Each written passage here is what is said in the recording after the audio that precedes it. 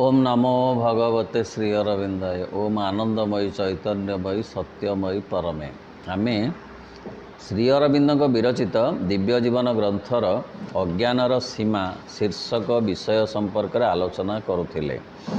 आज आउ अधिक किछि आलोचना करिबा। एही अध्याय रे श्री अरविंद अज्ञानतार सीमा सरहद संपर्क में आलोचना करिसंती एवं तार आवश्यकता केते ताहा मध्य दर्शाइछंती। मनीषर मनर विभिन्न स्तर को पर्यालोचना करने सहित प्रत्येक स्तरर वैशिष्ट्य संपर्क में मध्य उल्लेख करिछंती। मनीषर मन तीनोटी स्तर रे विभक्त। गोटे होची सचेतन मन, गोटे अवचेतन मन, आ गोटे अचेतन मन। सचेतन मन जहाँ को आमे कहूचु जे कॉन्शियस माइंड सी थिंकिंग रे थाए, प्लानिंग रे थाए, डिसीजन मेकिंग रे थाए एवं तार शॉर्ट टर्म मेमोरी। अर्थ आमे वर्तमान जो सचेतन अवस्था अच्छु, पंच इंद्रिय जेतेबेले कार्यक्षम अच्छंती ताकू आमे सचेतन मन सहित संपर्कित बोली कहिबा। जो साधारण सब जो अवस्था में अच्छु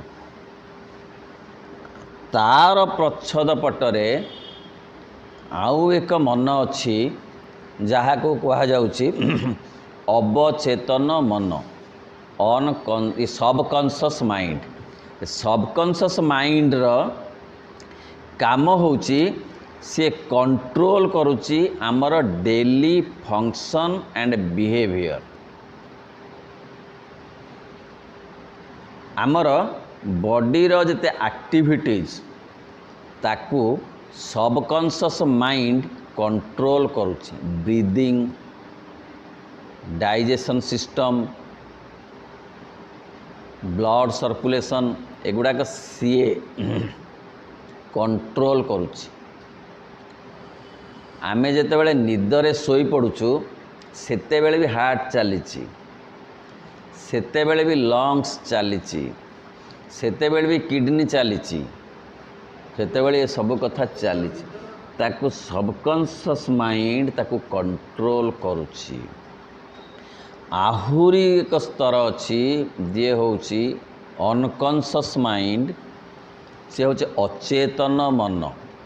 से एई मानक सहित इनडायरेक्टली कनेक्टेड किंतु डायरेक्टली नुहे। से कौन करे ना क्रिएटिंग ड्रीम्स, से स्वप्न संचार करे। अचेतन मन सबकॉन्शियस माइंड सहित कनेक्शन रखी से स्वप्न सृष्टि करे। थॉट को से मध्य इन्फ्लुएंस करे। सब्लिमिनाल जो ये सबकॉन्शियस थॉट को कहिबार अर्थ ये तीनिटी जाक लेवल परस्पर सहित अल्पे बहुते संपर्कित। मनस्तत्वविद माने कहती जे सचेतन मन गोटे आइसबर्ग भली जहा 1/7 ऊपर को दिशुची, आउ तक तल को अच्छी जहा 2 भाग रे विभक्त होइछ। अर्थ सबकॉन्शियस माइंड आउ अनकॉन्शियस माइंड। यही जो कथा आमे कहिले मनर स्थिति, से मन भितरे अज्ञानता अच्छी। अचेतन भितर अज्ञानता अच्छी, अवचेतन भितर अज्ञानता अच्छी, सचेतन मन भितर मध्य अज्ञानता अच्छी। से अज्ञानता तक ଜ୍ଞାନରେ ରୂପାନ୍ତରିତ ନହେଲା ପର୍ଯ୍ୟନ୍ତ ପୂର୍ଣ୍ଣତା ଆସିବ ନାହିଁ। ଆଉ ଯେତେ ଯୋଗ ଆଗରୁ ଥିଲା ଓ ଅଛି ବର୍ତ୍ତମାନ, ସେମାନେ ଏତେ ଭିତରକୁ ଯାଇ ତା ଭିତରେ ଥିବା ଅଜ୍ଞାନତାକୁ ଜ୍ଞାନରେ ରୂପାନ୍ତରିତ କଥା କହି ନାହାନ୍ତି। ପୂର୍ଣ୍ଣ ଯୋଗ ସେ ସବୁ ଲେବୁଲକୁ ଜ୍ଞାନର ଆଲୋକରେ ଆଲୋକିତ କରିବାକୁ ଚାହେଁ। ଫଳରେ ପୂର୍ଣ୍ଣତା ଆସିବାର କଥା। ଦିବ୍ୟ ଜୀବନ ହେଉଛି ତାହା ଯାହାଦ୍ୱାରା ପୂର୍ଣ୍ଣତା ଆସିବ, ଦିବ୍ୟତ୍ୱ ଆସିବ ଅଚେତନରେ, ଅବଚେତନରେ ଆଉ ସଚେତନରେ। ସେଇଥିପାଇଁ କୁହାଯାଇଛି ଯେ ଅତିମାନସ ଶକ୍ତି ରୂପାନ୍ତର ଘଟେଇବ। କାହାର? ସଚେତନ ବାଟ ଦେଇ ଅବଚେତନକୁ ଆସି ଅଚେତନରେ ପହଞ୍ଚି ଏଇ ପ୍ରତ୍ୟେକ ସ୍ଥାନରେ ଥିବା ଅଜ୍ଞାନତାକୁ ଜ୍ଞାନ ଆଲୋକରେ ଆଲୋକିତ କରିବ। ଏଇ ଗୋଟିକ ହେଉଛି ଅତିମାନସର କାମ, ଯାହା ଏପର୍ଯ୍ୟନ୍ତ ଏତେ କ୍ରିୟାଶୀଳ ହୋଇନଥିଲା ବୋଲି ଅଜ୍ଞାନତା ସବୁ ସ୍ତରରେ ଥିଲା। ପୂର୍ଣ୍ଣ ଯୋଗର ତାହା ହେଉଛି ସ୍ୱତନ୍ତ୍ରତା। ପଢ଼ିବା। ତେବେ ଅବଚେତନ କହିଲେ ପ୍ରକୃତରେ କ'ଣ ବୁଝାଇବ? ଏହାର ଆରମ୍ଭ କେଉଁଠାରୁ ଏବଂ ଆମ ବହିଶ୍ଚର ସତ୍ତାଟି ସହିତ ଏହାର କିଭଳି ସମ୍ବନ୍ଧ ରହିଛି? ଏହାକୁ ଯେଉଁ ଅଧିଚେତନର ଏକ ଅଂଶ ବା ଅଙ୍ଗ ବୋଲି କହିବା ଅଧିକ ଯୁକ୍ତିଯୁକ୍ତ ମନେ ହେବ, ତାହା ସହିତ ମଧ୍ୟ ଏ ଅବଚେତନର କିଭଳି ସମ୍ବନ୍ଧ ରହିଛି। ଗୋଟିଏ ନୂଆ ଶବ୍ଦ ଆମେ ପାଇଲୁ, ଅଧିଚେତନ, ସବ୍ଲିମିନାଲ ମାଇଣ୍ଡ। ସବ୍ଲିମିନାଲ ମାଇଣ୍ଡ ସିଏ ଏତେ ଭାବିପାରେନି, କିନ୍ତୁ କିଛି କଥାକୁ ସେ ଧରି ରଖିପାରେ। ସଚେତନ ମନ ପରି ସିଏ ଏତେ ଭାବିପାରେନି, ମାତ୍ର ସଚେତନ ମନର ଏରୁଣ୍ଡି ବନ୍ଧ ପାଖରେ ତାର ସ୍ଥିତି।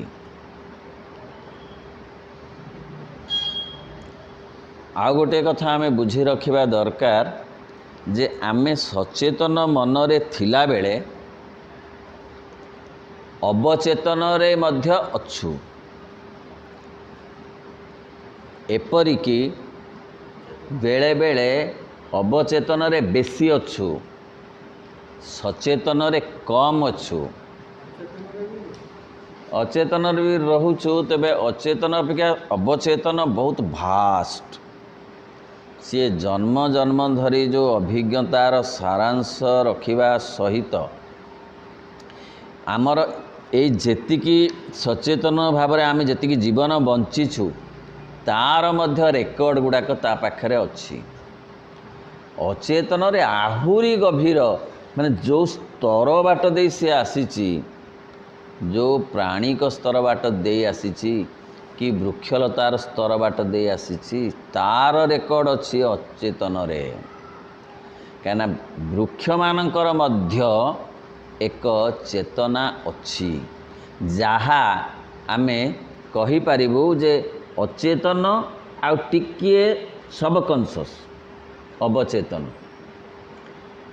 ଅଚେତନ ଆଉ ଅବଚେତନର ମିଶ୍ରିତ ବ୍ୟବସ୍ଥା ଅଛି ବୃକ୍ଷଲତାମାନଙ୍କ ପାଖରେ। ଯେମିତି ଲାଜକୁଳି ଲତାକୁ ଛୁଇଁ ଦେଲେ ସେ ବନ୍ଦ ହୋଇଯାଉଛି, ସନ୍ଧ୍ୟା ହେଲେ ଗଛ ଶୋଉଛି, କଢ଼ଟା ଫୁଲ ହେଉଛି, ତାର ସଚେତନ ମନ ନାହିଁ।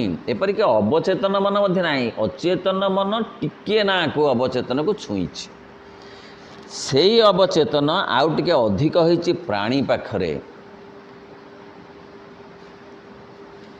ଅଚେତନ ଥାଇ ଅବଚେତନ ଅଧିକ ହୋଇ ପ୍ରାଣୀ ସୃଷ୍ଟି ହୋଇଛି। ଅଚେତନ ଥାଇ ଅବଚେତନ ଥାଇ ସଚେତନ ଯାଇ ସଚେତନ ମିଶି ମଣିଷ ସୃଷ୍ଟି ହୋଇଛି।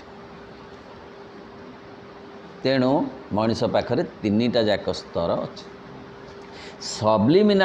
सब्लिमिनाल जहाँ को आम कहूँ सी हूँ गोटे भितरिया कथा मनर ये जो सचेतन मनर टिकिए तलू गोटे स्तर अच्छी सबकनसस ठारू ताहा अलगा। आमे सचेतन मनरे वर्तमान बसीचु किंतु अवचेतन मन आमर काम करुची। बाटेरे आसिला बेले कौन असुविधा सुविधा है ताकू बसी भावुची, गला बेलू वर्तमान कौन कौन जिनिस नेबी ताकू भावुची, सकाळे कौन हिसाब रे गोलमाल होता दुकान रे सौदा आनिला बेले ताकू भावुची, किंतु बसीची पाठ चक्र रे, किंतु बसीची से पाठ चक्र भावुची केते कौन से हूँ अवचेतनर काम। आमर देहटी विषय गोटे उदाहरण श्री अरविंद देले जे आमे किछि भी जानिनु सचेतन मनरे जेहेतु किछि जानिनु एते अज्ञानता अछि, अवचेतन मनरे थिबा अज्ञानता ओ ज्ञान को जानिबा आम पक्षरे संभव हो नाही, साधना बिना हेब नाही। कहले आमर देहटी विषय आम स्पष्ट ज्ञान रही, आमर एक जड़गत सत्ता रही बोली आम भल कर जाचु। एपरिक अधिकांश क्षेत्र में आम आपणार अस्तित्व बोली कहले खास देह बा शरीर टी बुझी था, मात्र तथापि देहर अधिकांश क्रिया आमर मनोमय सत्ताटी पाखरे प्रकृत में अवचेतन हो रही।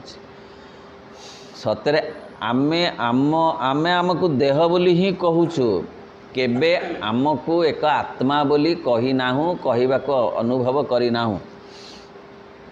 आमे कहिले आमर देह आमर वंश परंपरा देह को नहीं जेते जेते कनेक्शन ताकू ही आमे कहूचु। तथापि देह विषय रे आमर ज्ञान नाही।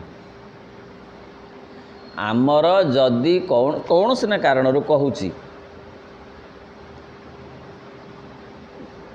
गोटे आंगुठी कटिजीव आउ ताकू आनिक देखा जाइबा आमको जे एटा आपणक आंगुठी के जानी। कान कौन सी कारण कटिकी पड़ जाइए ताकू आनिक देखैली एटा आपणक कान कि ना मो सांगे सांगे एक्सीडेंट से कथा पड़नी मो ताकू जदि देखा जाए कान सहित तो कारबार मोर कान किंतु मोठू अलग होगला पर ताकू चिन्हबार शक्ति नाही। तेणु देह विषय आमे जहाँ भावु आमे सबू जाचु, मो देह विषय मु सबू जानी जानी ना। ठीक से ही परी सचेतन मनरे कौन कौन अच्छी आमे जानिना, अवचेतन मनरे कौन कौन अच्छी आमे जानिना, अचेतन मनरे जानिबा आदौ संभव हो नाही। तेणु आमे एते अज्ञानतारे अछु। फलरे ए हेडिंग्र नाम ए शीर्षकर नाम हूँ अज्ञानतार सीमा। माने एते प्रशस्त अज्ञानतार सीमा जे ताकू मापी हब ना। से सब क्रिया केवल मन जे प्रकृति कौन से अंशग्रहण करूना ता नुहे, मात्र आमर एक मन हुए सते जेपर स्थूल जड़गत सत्ता तार आपणार प्रच्छन्न क्रिया गुड़िक संबंध में आपे आदौ किछि जानी नाही। आमे जहाँ को एते बड़ बोली कहूँ जो देह को से देह सत्ता मध्य ता विषय रे जानी नाही, ता भितर अज्ञानता भी भर्ती होइछि। बाहर अंग को आमे चिन्हि पारुना हो एते दिन व्यवहार करी करी, भीतर अंग तो आहुरी बड़ कथा। जदि लिभर खसी मान कौन सी कारण अलग हो जाइछि आम लिभर को आमे चिन्हि पारिबु कि?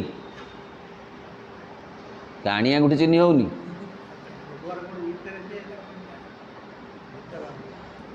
आमे कहूँ जे मो देह संपर्क में मु जानी सब जानी ना, अर्थात से निजे निजर अस्तित्व संबंध में आदौ सचेतन नुहे। आमे आम विषय रे सचेतन नहु, एपरिक आम देह विषय रे जहाँ सहित आमर कारबार नित्य नैमित्तिक प्रति सेकेंड प्रति मुहूर्त आउ मन को जानिबा आ मनर जो अज्ञानता ज्ञान को जानिबा अवचेतन को जानिबा अचेतन को जानिबा केड़े गभीर कथा। ता भूमिर जेतिकी मात्र अंश मन बा अंतःकरणर आलोक द्वारा आलोकित हुए बा जेतिकी मात्र अंश को ताहार बुद्धि पर्यवेक्षण क्षम करने को समर्थ हुए ता आपणा विषय केवल सेतिकी मात्र ही जाने अथवा अधिक ठीक भाव में कहले सेतिकी संबंध तार एक बोध बा अनुभूति मात्र जाग्रत होता है। ता मन जेतिकी जाने अर्थ तार रुचि विषय टिके जाने देहर नुहे ता निज विषय रुचि विषय टिके जाने बा तार भावना विषय टिके जाने तार कल्पना विषय टिके जाने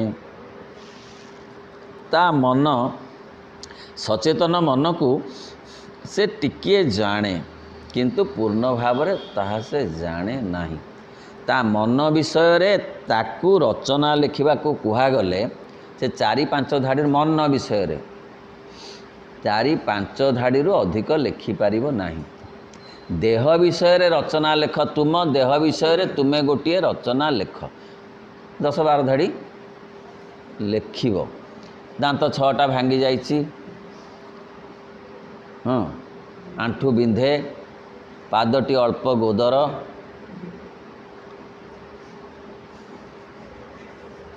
लेखिब 10-12 धाड़ी लेखिब बेस। आ मन विषय कहले 4-5 धाड़ी आउ अवचेतन मन विषय 2-3 धाड़ी आउ अचेतन मन विषय धाड़ी खंडे कौन लिखिब कि ना लिखि भी पारिब ना। उद्भिद बा इतर प्राणिक परि आमर ए देहगत रूपटी मध्य जे एक प्राणवत्ता क्रियाशील हो रही आम से कथा जानी थाउ। ये प्राणमय अस्तित्वटी आम पाखे अनेकांशतः अवचेतन हो रही है। प्रकृत में आमे मन विषय रे जेतिकी जाणुना टिके अधिक प्राण विषय रे टिके अधिक जाणु कहीं ना आमको खरा हेले आमे छाईकी जाऊँ शोष हेले आमे पानी पीऊँ भोक हेले आमे खाऊँ ये सब प्राण विषय रे आमे टिके अधिक निज मन विषय रे जेतिकी जाणु ताठो टिके अधिक जाणुचु आम प्राण विषय रे कारण आमे तो प्राणी प्राण को नहीं जिते कारबार मन को नहीं सेते कारबार नहीं। मन को नहीं कारबार अच्छी कहार टिके अधिक साहित्यिकर अच्छी दार्शनिकर अच्छी वैज्ञानिकर अच्छी टिके अधिक कारबार अच्छी। आउ ये जो कॉमन पीपुलंकर ये गहिरे चाष दरकार नहीं ना साहित्य गभीर चाष ना मनस्तत्व रे चाष ना दर्शन रे चाष ना विज्ञान रे चाष तांकर खाली कोठी मागेणा कौन मिलिला सेतेरे तांकर गभीर चाष। तेणु सी मन सहित कारबार साधारण लोकर कम प्राण सहित कारबार बेसी। से पचारुछि धड़ कि ना कौन मिलिब खा पी अच्छी पाठ चक्र को जीवा जे कौन मिलिब ना मिलिब प्रत्येक लोक को 4-4 खंड इटा मिलिब ना जीवा एटा काम लगे ना से खाइबा पीवा अच्छी। यही कथाटा बुझी होउची एटा किए चाहूची प्राण चाहूची खाइब बोली आसिला। प्राण गोटे पजेसिंग कैपेसिटी तार अच्छी 4 खंड इटा काहू आसे लुहा रड खाई दउची टी बस्ता बस्ता सीमेंट खाई दउची किए खाऊची प्राण खाऊची ना। मन मना करुची खा ना हजम करि पारिबुनी टीवी रे बाहरबू से कहूँ कौन हो गला टीवी रे बाहर दिने बाहरी सबुदिन बाहरी किंतु ये जिन गुड़ा सबुदिने खाई किए प्राण मन को सुपरसीड कर जाउची प्राण सब बेले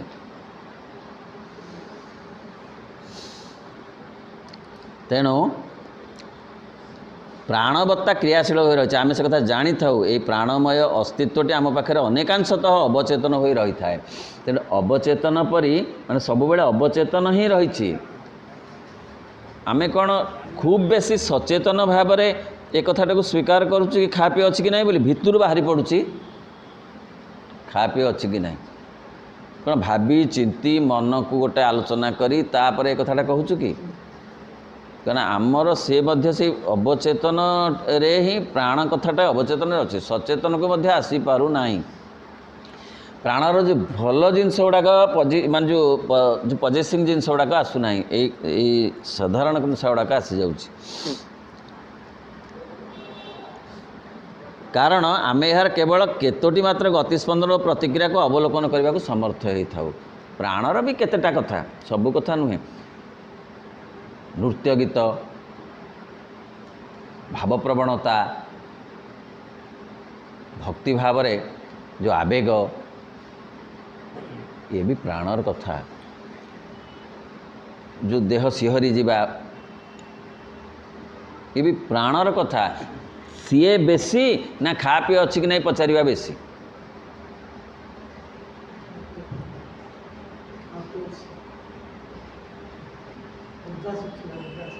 हाँ तेणु आमे केवल से ही क्रियाशीलता को आमे केवल आंशिक भाव में जानू मात्र एक कथा आदौ कहुई पार ना जे आमे ताहार समुदायटी को कि अधिकतर अंश को जाना को समर्थ हो आमे प्राणर भी सबुजाक कथा जानी ना हो मन कथा तो आहरी दूरर मनर पुणी केते स्तर से आहरी गभीर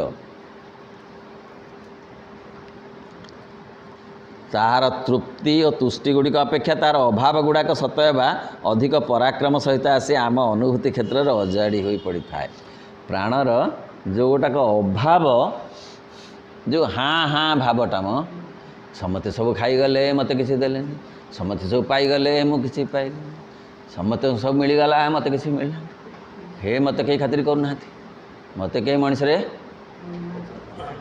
किति अभियोग प्रति मुहूर्त बेसी तृप्ति नहीं जहाँ हो गोड़ हाथ दिखण तो मिलची भल जहाँ हो आखि दिउट तो भल अच्छी जहाँ हो दांत तो कौन एपर्यंत पड़नी हसिले कौन हम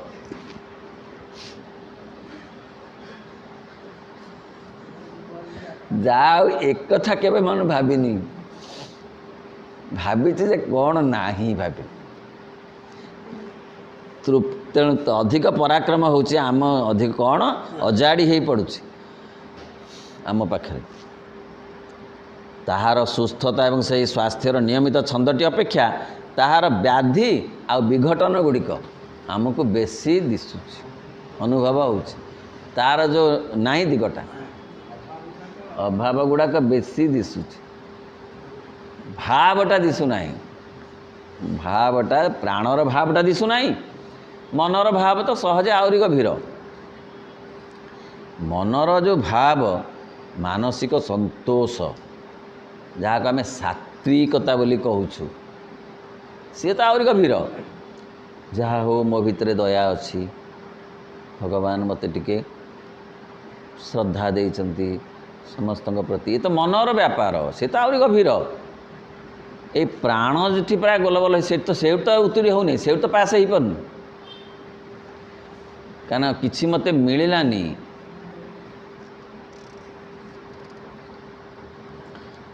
ताहार सुस्थता और स्वास्थ्यर नियमित छंदटी अपेक्षा ताहार व्याधि और विघटन गुड़िक ही आम चेतना उपर अधिक परिमाण में आघात करे ताहार प्राण धारण आम पाखे जिते दूर सुस्पष्ट हो देखा दिए तार मरणवाचकता ताठर अधिक जंत्रणादायक हो रही है अर्थात ता भर गोटे डेथ कनसीयसनेस अच्छी मान नेगेटिव थॉट कहबार अर्थ जे प्राणर जो पॉजिटिव दिग आमको दिशी ना नेगेटिव दिग गुड़ाक बेसी दिशुची नाही दिगटा बेसी दिशुची तेणु अज्ञानता केते बेसी अच्छी कृतज्ञता आसुना ही अज्ञानता अच्छी बोली आउ थे कहूँ कृतज्ञता आसुना अज्ञानता अच्छी बोली कहीं अज्ञानता अहंकार जनित सी आणीदबनी कृतज्ञता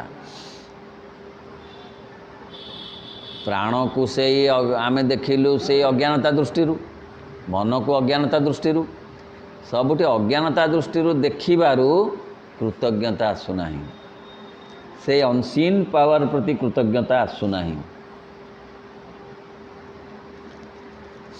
कहा प्रति आसुना गुरुजन प्रति आसुची कौन करथिले कि गुरु का प्रति आसुची पैसा तो पाठ पढ़े कौन मागणा पढ़ेले कि डाक्तर पे आसुची कि फीस ने कि औषध लिखिले कौन मन को लिखिले कि कौ कथाटी बुझ काहारी बाप माँ के प्रति आसुची काहारी प्रति आसुची जो विद्यालय प्रति आसुची महाविद्यालय प्रति आसुची विश्वविद्यालय प्रति आसुची काहा प्रति आसुची काहारी प्रति तेणु अग्रगति हो नहीं चेतना रे तार मूल कारण होची अहंकार बा अज्ञानता अज्ञानता सब बेले कृतज्ञता को रोक करे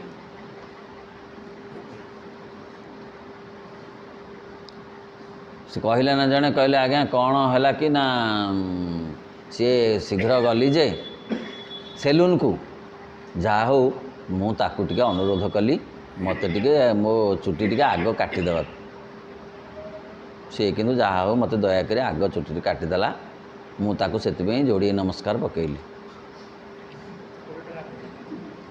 हाँ देली सी किंतु भावी ना जे चुटी जे देइथिला ताकू केतोटी नमस्कार पकेवा से जानिनी जे काटिदेला ताकू दोटी नमस्कार जी देइथिला ताकू नमस्कार दबा को तार मन रे नहीं कि व्यवस्था नहीं सचेतन रही से प्राण लीलार केवल जेतिक अंश आम देखा समर्थ हो तार सेतिक अंश ही जानी था ये भोक शोष निंदा प्रशंसा ये कौन कौन गुड़े एमती एमती एमती से कौन ठंडा गरम एमती एमती कथा तार सेतिक अंश जानते तार सेतिक अंश को कामेरे लगाऊ अथवा दुख सुख अथवा अन्य इंद्रियानुभूति द्वारा किंबा स्नायुगत कि भौतिक प्रतिक्रिया आलोडन एक कारण रूपे आमर भूमि उपरे तार जेतिक अभिघात होता है आम केवल सेतिकी जानू हाँ सुख दुख बेले कांदी पकाउचु लुह झरी आसुची हसुचु मनर भूमिका जेतिकी सुख दुख आघात अपवाद अपमान ये सब मनर जेतिकी प्रतिक्रिया ताठू प्राणर मध्य अधिक कांदी पकाउची मनीष कष्ट लगुच मनरे प्रकाश पाउची कौथरे प्राण रे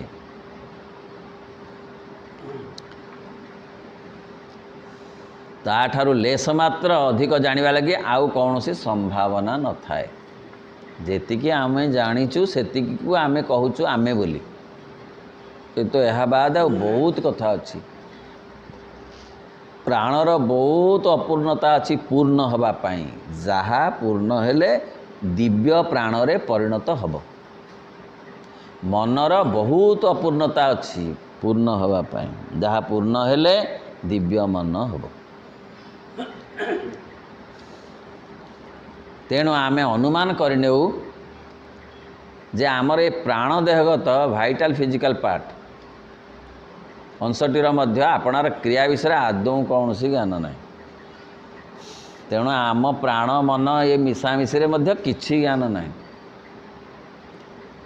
प्राण विषय आमर धारणा कम मन विषय धारणा कम देह विषय धारणा मध्य कम कम कम धारणा थाई आमे निजको सब जानता बोली भाविछु अथवा वृक्षलता परी केवल एक निरुद्ध चेतना कि अचेतना रही तेणु आमर से वृक्षलता परी कथा खरा हेले फिटी जाउची पत्र संध्या हेले बुझे ସିଏ ମଧ୍ୟ ଖାଦ୍ୟ ଗ୍ରହଣ କରୁଛି, ନିଶ୍ୱାସ ପ୍ରଶ୍ୱାସ ନେଉଛି। ମଣିଷ ବି ସେମିତି ଖାଦ୍ୟ ଗ୍ରହଣ କରୁଛି, ନିଶ୍ୱାସ ପ୍ରଶ୍ୱାସ ନେଉଛି। ତାର ବି ସେମିତି ରିପ୍ରଡକ୍ସନ୍ ବ୍ୟବସ୍ଥା ଅଛି ନା ନାହିଁ? ମଣିଷର ବି ସେମିତି ଅଛି। ହଁ, ପୁଣି ଫଳ ହେଉଛି, ମଞ୍ଜି ହେଉଛି, ତେଣୁ ମଣିଷର ସେମିତି ହେଉଛି। ଆଉ କ'ଣ ଅଧିକା ଅଛି? ତାର ଯେମିତି ଗୋଟେ ପ୍ରାଣ ଅଛି, ତାକୁ ଯେମିତି କୁରାଢ଼ି ମାରିଦେଲେ ସେ ଝରି ଆସୁଛି ତାର ସେ ଯେଉଁ କ୍ଷୀର, ମଣିଷକୁ ସେମିତି କରିଦେଲେ ରକ୍ତ ଝରି ଆସୁଛି। କ'ଣ ଅଧିକ କ'ଣ ଅଛି? ଏମିତି ଦେଖିଲେ ସେ ସ୍ତରକୁ ଏପର୍ଯ୍ୟନ୍ତ ମଣିଷ ବିଶେଷ ପାରି ହେଇନାହିଁ। ଟିକିଏ ପାରି ହେଇଛି, କିନ୍ତୁ ଯେତେ ପାରି ହେବାର ଅଛି ତାର ସେତେ ପାରି ହେଇନି।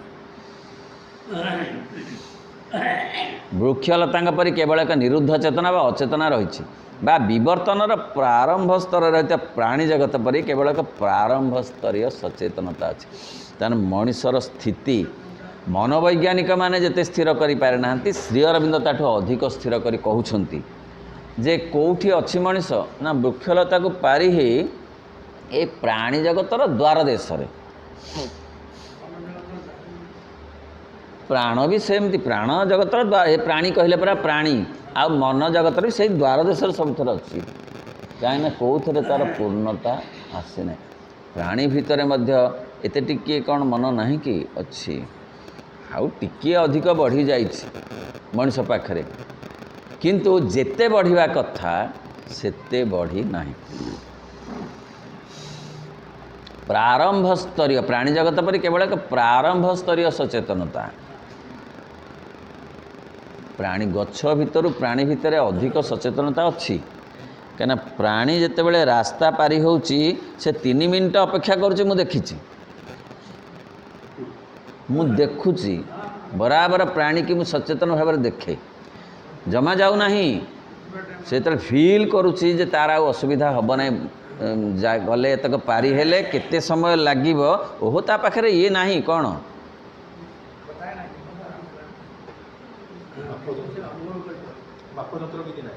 ହଁ ହିସାବ, ଯେଉଁ ହିସାବ ହେଉଛି କ'ଣ ସେ କାଲକୁଲେଟର। ତା ପାଖେ କାଲକୁଲେଟର ନାହିଁ, କିନ୍ତୁ ସେ ଜାଣିପାରୁଛି ଯେ ଏଇ ଗାଡ଼ି ଗଲା ପରେ ମୁଁ ଯିବି ଭାରି, କାହିଁକିନା ଏତିକି ବେଳେ ଖାଲି ଅଛି। ମଣିଷ ସେଇଆ କରୁଛି ତ? କରୁନି? କ'ଣ ଘାଇଁକିରି ପଶିଯାଉଛି? ସେ 3 ମିନିଟ୍ ରହୁଛି, ମଣିଷ ଏବେ ବି 3 ମିନିଟ୍ ରହୁଛି ରାସ୍ତା ପାରି ହେବ ବୋଲି। ସିଏ ଖାଉଛି, ମଣିଷ ବି ଖାଉଛି, କ'ଣ ବିଶେଷ ଅସୁବିଧା? ପ୍ରାଣୀର ବି ତାର ଛୁଆ ପ୍ରତି ଅଛି। ଆମେ ତାକୁ କ'ଣ ବୋଲି କହୁ? ଇନଷ୍ଟିଙ୍କ୍ଟ କହୁ। ମଣିଷର କ'ଣ ଇନଷ୍ଟିଙ୍କ୍ଟ ନାହିଁ? ମଣିଷର ତ ଇନଷ୍ଟିଙ୍କ୍ଟ ଅଛି। ଯଦି ପୁଅକୁ କିଏ ଗାଳି ଦେଉଛି, ତାହେଲେ ବାପ ଯାଇକି ଭିଡ଼ି ହେଇକିରି ପହଞ୍ଚି ଯାଉଛି। କିଏ କହିଲା କିଏ କ'ଣ ଆଉ ଇନଷ୍ଟିଙ୍କ୍ଟ ତ? ଆଉ କାହାକୁ ଗାଳି ଦେଲେ ତ ସେ କହୁନି। ଯେ ତୋର ମନ ଏଡ଼େ ପ୍ରଶସ୍ତ ହେଇଥାନ୍ତା, ତାହେଲେ ପୁଅର ସାଙ୍ଗକୁ ଯଦି କିଏ ଗାଳି ଦିଅନ୍ତା, ତାହେଲେ ସେ ଅଣ୍ଟା ଭିଡ଼ି, କିନ୍ତୁ ସିଏ ସେଥିରୁ କ'ଣ? ନିଜ ପୁଅକୁ ଯେତେବେଳେ କିଏ ଚଟକଣିଟେ ପକେଇଛି, ବାପକୁ ଦେଖ ଲଙ୍କା ପୋଡ଼ି କରିବ ତ। ଗୋଟେ ପିଲା ଆଉ ଗୋଟେ ପିଲାକୁ ଚଟକଣିଟେ ପକେଇଛି, ମ ଲଙ୍କା ପୋଡ଼ି ଦେଖ, ହନୁ ଲାଙ୍ଗୁଡ଼ରେ ଅଗ୍ନି ସଂଯୋଗ। ଏଇ କ'ଣ ସେ ଇନଷ୍ଟିଙ୍କ୍ଟ ତ? ଆଉ ଟିକିଏ ମନ ତା ଦେହରେ ମିଶିଛି। ବିଲେଇ ପାଖକୁ ତା ଛୁଆ ବେଳେ ଯାଇପାରିବ? ଛୁଆ ତାର ଧରିଥିବ, ବିଲେଇ ପାଖକୁ ଯାଇପାରିବ? ଆମେ ବାଘ କଥା ଛାଡ଼, ବାଘ ପାଖକୁ ତ କେତେବେଳେ ଯିବୁନି, ଆଉ କେଳେ କିନ୍ତୁ ବିଲେଇକି ତା ଅନ୍ୟ ବେଳେ ଆଉଁସି ହେଉଥିଲା, ତା ଛୁଆ ପାଖରେ ସେ ଥିଲାବେଳେ ତାକୁ ଆଉଁସି ହେବ? ସେ କ'ଣ ବୁଝୁଛି ଯେ ଏଇ ଯେଉଁ କ'ଣ ଆଉଁସିବା କ'ଣ, ଏତେ କଥା ସେ ବୁଝୁନାହିଁ। ଇନଷ୍ଟିଙ୍କ୍ଟ ଅଛି ତାର, ଗୋଟେ ଅଛି ଯେଉଁ ମନ ନଥାଉ ତାର ଇନଷ୍ଟିଙ୍କ୍ଟ, ସେଇ ଇନଷ୍ଟିଙ୍କ୍ଟ ମଣିଷ ପାଖରେ ଅଛି। ତେଣୁ ସେତିକି ଯାଏଁ ମଣିଷ ଆସିଛି, ମୁଁ ବହୁତ ବେଶୀ ଆସିନି। ଖାଲି ଇଣ୍ଟେଲେକ୍ଟଟା ଟିକେ ବଢ଼ିଯାଇଛି। ଇଣ୍ଟେଲେକ୍ଟଟା ମନର ସବୁ କଥା ନୁହେଁ। चंद्र को जान पठेदेले सब कथा नुहे चंद्र को तो जान पठे पारा एत अशांति एत असंतोष एत मन कष्ट रोचे कहीं कौन आउ निज मन को टे स्क्रू आंटी देकी सजाड़ी दे पारे जे सहीटा ढक ढक ढक ढक सब हो मनटा सबु बेले धड़ धड़ धड़ धड़ खड़खड़ खड़खड़ जान को टाइट करदेला सी तार साइकिन गला आ मन को टाइट कर पारनु जे से खाली सबु बेले होची खाली धड़ धड़ ता माने से मन को पारू नहीं इंटेलेक्ट बढ़ी गले सबु कथा हुए नहीं विवर्तनर ताहार खाली जेतिक अंश मन द्वारा आलोकित हो पारुछि बा बुद्धिर गोचर को आसुछि केवल सेतिक अंश से सचेतन होउछि आमे एकथा मध्य अनुमान करि नै थाउ से जेतिक तार इंटेलेक्ट भितर को आसुछि तार कैलकुलेशन भितर को आसुछि से सेतिक इंद्रिय माने खबर देले मन ता भितर गोटे कैलकुलेशन कला ताकू गोटे जजमेंट देला जजमेंटा 100 ରୁ 90 भूल हो पारे से जजमेंटा 100% नुहे ठीक किंतु गोटे जजमेंट देला एतिक तो कौन जेतिक तार बुद्धिर गोचर को आसुचे सेतिक जानुची इंद्रिय माने कहिले कौन टे कामुड़ी देला मन कैलकुलेशन कला जे बिछा कामुड़ी मशा नुह मशा कामुड़ा तो अलगा कुतकुतु आओ ना ये पोको कामुड़ा नुहे ये पोको कामुड़ा तो अलगा सुलसुलु आओ एटा बिछा कामुड़ी कैलकुलेशन कला जजमेंट देला देखिला बेल को से बिछा नहीं डांगुटे मध्य खूब जोर रे बाजी जाइए ए पाठरे कौन असुविधा अच्छी ठीक ना भाई भल कि देखिला ना जजमेंटा दे देइछि कैलकुलेशन करी देखिला बेल को कौन गोटे काठीटे कौनटे बड़ ही चिरी हो जाइए आसिकी कौन गोटे देखिके झुंटी पड़ी खंडिया हो जाइए साप कामुड़देला कौनटे बोली हुरी पकई दुनिया जे समस्त आसी गदा है चाल भल कर देखा चाल भल कर देखा ठेंगा बाड़ी नहीं गला बेलू गोटे पाड़ ये दौड़ते पड़ी ता पाखे से झुंटी पड़ी मना नहीं रक्त भी बोही किंतु जाई तनाघना कला बेलू साप नुह सेटा गोटे से बोड़ा साप भी दुशुची किंतु प्रकृत से बोड़ा नुहे से गोटे पाड़ दुटा दौड़ीटे एमतिका बंका ही पड़े मनर जजमेंट भूल हो जाउछि ना नहीं तेणु जेतिकी तार बुद्धिर गोचर को आसुची सेतिकी ताकू दउछि एमिति हेले एमिति हबो सेमिति हेतले सेमिति हबो सेते खंडिया हैछि माने एते जेमिति बाजिछि तेणु ए जो तार हिसाब को जेतिकी आसुछि एठारे चेतना को आमे मनभूमि और मनगत संबित सहित अभिन्न करी देखुथिबारु ही यही सब अतिरिक्तता अड़ुआ आसी पहुँचुछि आमे कौन करुचु ना मनर जेतिकी चेतना अच्छी आ मन भूमि को आमे ता संगे मिसेकी देखुचु मन भूमि गोटे प्रशस्त भारी अलगा आ मनगत चेतनाटा ताठू कम से कम रे आमे मापी देइचु बड़ को स्केल पटारे मापी देइचु आकाश को जाल पकई मापी देइचु समुद्र को कहीचु मु समुद्र को धरी आनली धरीची केते बुंदा जल स्केल पकई आकाश को मापी देली ए केते केते मीटर कि केते कौन मापीची मनर तेणु मन मध्य पर्यंत से अज्ञान आम अज्ञानता भितर आमर अगोचर रे रही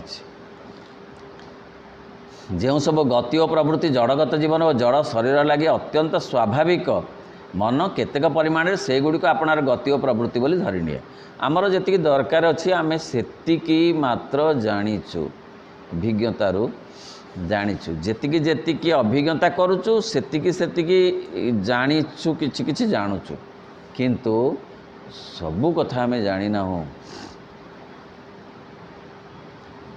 ଏବଂ ତାହାକୁ ଆପଣାର ଭୂମିଟି ସହିତ ନେଇ ଏକାଠି ଯୋଡ଼ି ଦିଏ। ସେହି କାରଣରୁ ଆମକୁ ଯାବତୀୟ ଚେତନା କେବଳ ମନଶ୍ଚେତନା ବୋଲି ବୋଧ ହୋଇଥାଏ। ଭାରି ସୁନ୍ଦର କଥା ଶ୍ରୀ ଅରବିନ୍ଦ ଏଠି କହୁଛନ୍ତି। ଆମେ ସବୁ ମନ ବାଟରୁ ମନ ଦିଗରୁ ସବୁ କଥା ବିଚାର କରୁ, ମନକୁ ମାଇନସ୍ କରିଦେଲେ ମଧ୍ୟ ଆଉ କିଛି ବିଚାର ଶକ୍ତି ଅଛି ଯାହାକୁ ଆମେ ଏପର୍ଯ୍ୟନ୍ତ ଅନୁଭବ କରିନାହୁଁ। ଅର୍ଥ ମନକୁ ମାଇନସ୍ କରିଦେଲେ ପ୍ରାଣର ମଧ୍ୟ କିଛି ଅଛି ଚେତନା, ଦେହର ମଧ୍ୟ ନିଜର କିଛି ଚେତନା ଅଛି। ଯଦିବା ବେଳେବେଳେ ଖୁବ୍ କମ୍ ଆମେ ଜାଣୁ, ବହୁତ କମ୍ ଜାଣୁ।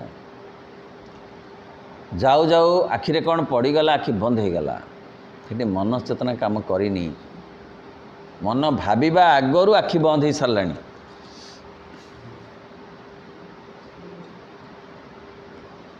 କ'ଣ ଗୋଟେ ଜିଭରେ ବାଜୁ ବାଜୁ ଥୁ କରିସାରିଲାଣି, କାଲକୁଲେସନ୍ କରିକି ନୁହଁ। ସେ ହେଉଛି ଦେହର ଚେତନା, ପ୍ରାଣର ଚେତନା। ଯେଉଁ କହେ ପ୍ରାଣର ଚେତନା, ପ୍ରାଣ ଜାଣିଦେଲା ଯେ ଇଏ ନୁହଁ ନୁହଁ, ନା ନା ନା ନା ନା। ପ୍ରାଣୀ ମଧ୍ୟ ଏ କଥାର ଅଧିକାରୀ। ପ୍ରାଣୀକି ଆମେ ଗୋଟେ ଗାଈ ଗୋରୁକୁ ନେଇକି ଆଇଁଷ ଭର୍ତ୍ତି କରି ଖାଇବନି, ତାକୁ ଯେତେ ଭୋକ ହେଲେ ବି ଖାଇବନି। କ'ଣ ସେ ମନ ଜାଣୁଛି, କାଲକୁଲେସନ୍ ଜାଣୁଛି? ମୋ ଜେଜେବାପା ଖାଇନାହାନ୍ତି, ମୁଁ ଖାଇବିନି ବୁଝୁଛି। ଆମେ ସବୁ ବୈଷ୍ଣବ ଦୀକ୍ଷା ନେଇଛୁ, ଭାବୁଛି ଏ କଥା। ଖାଉନି କାହିଁକି? ଧଡ଼ କିନ୍ତୁ ତା'ର ପ୍ରାଣ ସେଠୁ ନେଇ ଆସୁଛି। ନା, ବାଘକୁ ଘାସ ନେଇକି ପୁଳେ ଖାଇବ, ଭୋକ ହେଲେ ବି ଖାଇବ, ସେ ଖାଇବ, କାରଣ ତା ପ୍ରାଣ ତାକୁ ଗ୍ରହଣ କରିବ ନାହିଁ। ତାହେଲେ ପ୍ରାଣର ଗୋଟେ ଗ୍ରହଣଶୀଳତା ବା ଚେତନା ଅଛି କି ନାହିଁ? ମଣିଷ ଭିତରେ ବି ସେ କଥା ଅଛି,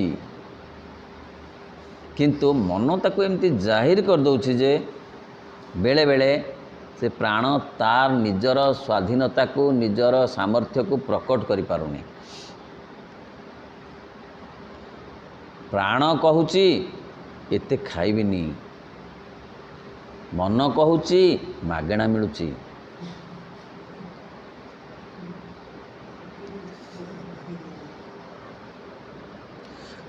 ପ୍ରାଣ କହୁଛି ଯେ ଖାଲି ମାଛ ଟିକେ ହେଲେ ଚଳିବ, ପେଟ ଭଲ ନାହିଁ। ମନ କହୁଛି 500 ଟଙ୍କା ଦିଆହେଇଛି, 4 ଗୋଡ଼ିଆ ଭାସନା ହେଉଛି, କାଲିକି କେହି କହିବେନି ଖାଇବାକୁ।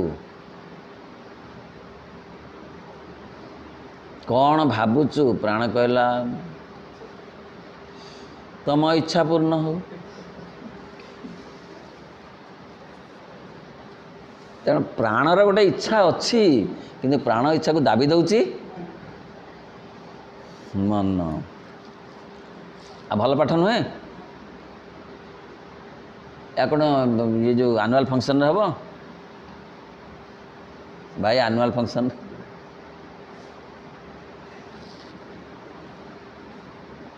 ତେଣୁ ମାତ୍ର ଯଦି ଆମେ ପଛକୁ ଅପସରି ଯାଇପାରୁ, ସେହି କାରଣରୁ ଆମକୁ ଯାବତୀୟ ଚେତନା କେବଳ ମନଶ୍ଚେତନା ବୋଲି ବୋଧ ହୋଇଥାଏ। ଆମେ ସବୁ କଥାକୁ ମନ ବାଟରେ ବୁଝୁ, ମନ ଦିଗରୁ ଆକଳନ କରୁ। ମାତ୍ର ଯଦି ଆମେ ପଛକୁ ଅପସରି ଯାଇପାରୁ, ଆମ ଭିତରେ ରହିଥିବା ଏହିସବୁ ଅଂଶରୁ ଯଦି ଆମେ ସାକ୍ଷୀ ରୂପ ମନକୁ ବିଲଗ କରି ଦେଖିପାରୁ, ତେବେ ଆମେ ଅବଶ୍ୟ ଆବିଷ୍କାର କରିପାରୁ ଯେ ପ୍ରାଣ ଓ ଶରୀରର ଏପରିକି ଆମ ଜୀବନର ସବୁଠାରୁ ଅଧିକ ଭୌତିକ ଓ ଜଡ଼ ଅଂଶ ଗୁଡ଼ିକର ମଧ୍ୟ ଆପଣାର ସ୍ୱକୀୟ କ୍ଷେତ୍ରଗତ ଗୋଟିଏ ଗୋଟିଏ ଚେତନା ରହିଛି। ଆମ ଦେହରେ ବି ଗୋଟେ ଚେତନା ଅଛି, ତାର ବି ସୁରକ୍ଷା ଶକ୍ତି ଅଛି।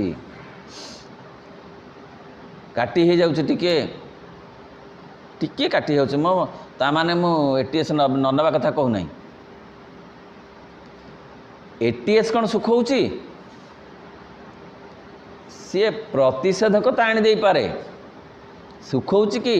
ସେ ବଡ଼ିର ଗୋଟେ ନିଜର ସାମର୍ଥ୍ୟ ଅଛି ଯୋଡ଼ି ଦେବାର। ସେଇଟା ହେଉଛି ମନ ସେଠି ଯୋଡ଼ିବା ଦରକାର ନାହିଁ। ସେଠି ଦେହ ଯୋଡ଼ି ଦେଇପାରିବ, ଖଣ୍ଡିଆଟାକୁ ପୂରଣ କରିଦେବ। ତାର ବି ଗୋଟେ ସାମର୍ଥ୍ୟ, ତାର ଗୋଟେ ଅନୁଭବ, ତାର ଗୋଟେ ଚେତନା ଅଛି। ଆମେ ସେ ଚେତନା ସ୍ତରକୁ ଯାଇପାରୁନୁ। ଆମେ ଯଦି ଏ ମନକୁ ପାରି ହେଇ ପ୍ରାଣରେ ପହଞ୍ଚି ପାରନ୍ତୁ, ତାହେଲେ ପ୍ରାଣ ଜଗତର ଯେତେ ବୈଭବ, ଯେତେ ବୈଶିଷ୍ଟ୍ୟ, ଯେତେ ଉପାଦାନକୁ ଆମେ ପ୍ରାପ୍ତ ହୋଇପାରନ୍ତୁ। ଆମକୁ ମନ କିଛି କରେଇ ଦେଉନାହିଁ, କାରଣ ସେ ଯାଏ ଆମେ ଯିବାକୁ ଦେଉନାହିଁ। ଭୌତିକ ଆମେ ଏଇ ଚେତନାକୁ ଅଧିକାଂଶତଃ ପ୍ରାଣ ଓ ଦେହମୟ ସତ୍ତାର ସ୍ୱଭାବଗତ ଏକ ଚେତନା ବୋଲି କହିପାରିବା। ତା'ର ସ୍ୱଭାବ ସେଇଟା, ଦେହ ଆଉ ପ୍ରାଣର ଗୋଟେ ସ୍ୱଭାବଗତ ଚେତନା ଅଛି। ଏହାକୁ କେତେକାଂଶରେ ପ୍ରାରମ୍ଭ ସ୍ତରୀୟ ପ୍ରାଣୀମାନଙ୍କର ସେ ପ୍ରାଥମିକ ଚେତନା ସହିତ ସମତୁଲ କରି ଦେଖିପାରିବା। ସେଇମାନଙ୍କ ଭିତରେ ବି ଏସବୁ ଅଛି। କ'ଣ ଗୋଟେ ବିଲେଇର ମାଙ୍କଡ଼ର ଖଣ୍ଡିଆ ହେଇଗଲେ ଶୁଖୁନି, ତାକୁ କ'ଣ ଯାଇକି ସବୁଦିନ ତାକୁ କରିବାକୁ ପଡ଼ୁଛି କ'ଣ ଡ୍ରେସିଂ? ସେ ତ ବିନା ଡ୍ରେସିଂରେ ଶୁଖି ଯାଉଛି। ମଣିଷର ବରଂ ଡ୍ରେସିଂରେ ଡେରି ଲାଗୁଛି, କାହିଁକି ନା ମନ ତା ଦେହରେ ଗୋଲମାଲ କରିଦେଉଛି। ମନ କହୁଛି ଇଏ ହବନି ସହଜକେ, ହଁ ବଡ଼ ଡାକ୍ତର ପାଖକୁ ଯା। ମାଙ୍କଡ଼ର କେତେ ବଡ଼ ଡାକ୍ତର, ବିଲେଇର କେତେ ବଡ଼ ଡାକ୍ତର। ତାର ପ୍ରାଣର ଯେଉଁ ସାମର୍ଥ୍ୟ ଅଛି ନା, ସେଇ ଭଲ କରିଦେଉଛି ତା ଶରୀର। ମଣିଷକୁ ଯେଉଁ ଦ୍ୱନ୍ଦ୍ୱରେ ପକାଇ ଦେଉଛି ମନ, ସେ ଡେରି ଲାଗୁଛି। ସେଥିପାଇଁ ଶରୀର ଆଉ ପ୍ରାଣର କାର୍ଯ୍ୟକାରିତାକୁ କମେଇ ଦେଉଛି। କିଏ କମେଇ ଦେଉଛି? ମନ କମେଇ ଦେଉଛି।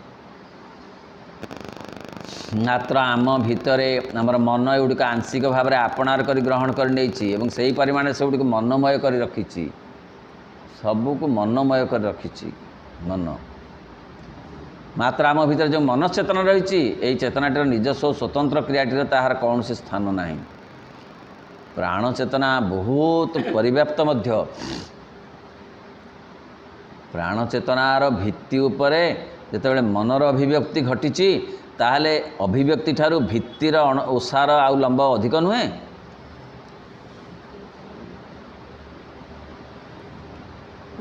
ତେଣୁ ସେ ଏତେ ବଡ଼ କଥାକୁ ମାପି ପାରିନି ମନ। ଯଦି ଏହା ଭିତରେ ମନ ବି ଅବସ୍ଥିତ ରହିଛି ବୋଲି କୁହାଯାଏ, ତେବେ ଜାଣିବାକୁ ହେବ ଯେ ସେହି ମନ ଦେହ ଓ ଦେହଗତ ଜୀବନ ମଧ୍ୟରେ ସମ୍ବୃତ ଓ ଗୁପ୍ତ ହୋଇ ରହିଛି। କେତେ କେତେ କେତେ ଗଭୀର, କେତେ ଅନୁଭବ୍ୟ କଥା। ତାମାନେ ଦେହ ଚେତନା ତାକୁ ସମ୍ବୃତ କରି ରଖିଛି ମନ ଚେତନାକୁ। ତାମାନେ ଏତେ ବଡ଼ କଥା। ଗୋଟେ ସେପାଲ ସେ କଢ଼ଟାକୁ ଆବୃତ କରି ରଖିଛି। ମନ ରୂପକ କଢ଼କୁ ପ୍ରାଣ ରୂପକ ଡେମ୍ଫ ଘୋଡ଼େଇକି ରଖିଛି। ତେଣୁ ପ୍ରାଣ ସାଧାରଣ ନୁହେଁ, ସାମାନ୍ୟ ନୁହେଁ। ତାର ପ୍ରଶସ୍ତତା ଅଛି, ବିସ୍ତୀର୍ଣ୍ଣତା ଅଛି, ତାର ଗଭୀରତା ବି ଅଛି। ସେଠାରେ ଆତ୍ମଚେତନା ଆପଣାକୁ ସୁସଂଗଠିତ କରିପାରି ନାହିଁ। ତେଣୁ ନିଜ ଆତ୍ମଚେତନା ମଧ୍ୟ ସେଇଠି ପାରିନାହିଁ। ସେ ଏତେ ବଡ଼ ଭୂମିକାରେ ଅଛି। କିଏ? କାହିଁକିନା ତାରି ମୂଳଦୁଆ ଉପରେ ପ୍ରାଣ ଠିଆ ହେଇଛି, ଇଏ ମନ ଠିଆ ହେଇଛି। କାହାର ମୂଳଦୁଆ? ପ୍ରାଣର ମୂଳଦୁଆ ଉପରେ। ତେଣୁ ତାକୁ ଆମେ ସାମାନ୍ୟ ବୋଲି ଭାବିବା ନାହିଁ। କିନ୍ତୁ ଅଭିବ୍ୟକ୍ତି କହୁଛି ମୋତେ ଦେଖେ। ଏ କୋଠା ଘରକୁ ଆକଳନ କରୁଛି ବିଭିନ୍ନ କାରଣରୁ ମଣିଷ, କିନ୍ତୁ ୟା ମୂଳ ଯେ ଅଛି କେତେ ଦମ୍ଭ, ତାକୁ ଭୁଲି ଯାଉଛି। ମୂଳ ଧରି ରଖିଛି ଏତେ ବଡ଼ ଅଭିବ୍ୟକ୍ତିକୁ। ତେଣୁ ମୂଳ ବେଶୀ ପ୍ରଶଂସାର ଯୋଗ୍ୟ କି ନୁହେଁ? ମୂଳ ବେଶୀ ସଲିଡ୍ ନା ଡାଳ ବେଶୀ ସଲିଡ୍?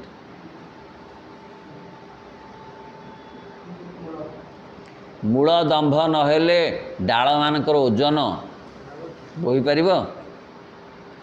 ଏ ଘରର ମୂଳଦୁଆ ଷ୍ଟ୍ରଙ୍ଗ ଅଛି ବୋଲିକିରି ଇଏ ଏତେ ଖାଲି ଅଛି, ଏତେ ଫାଙ୍କ ଅଛି,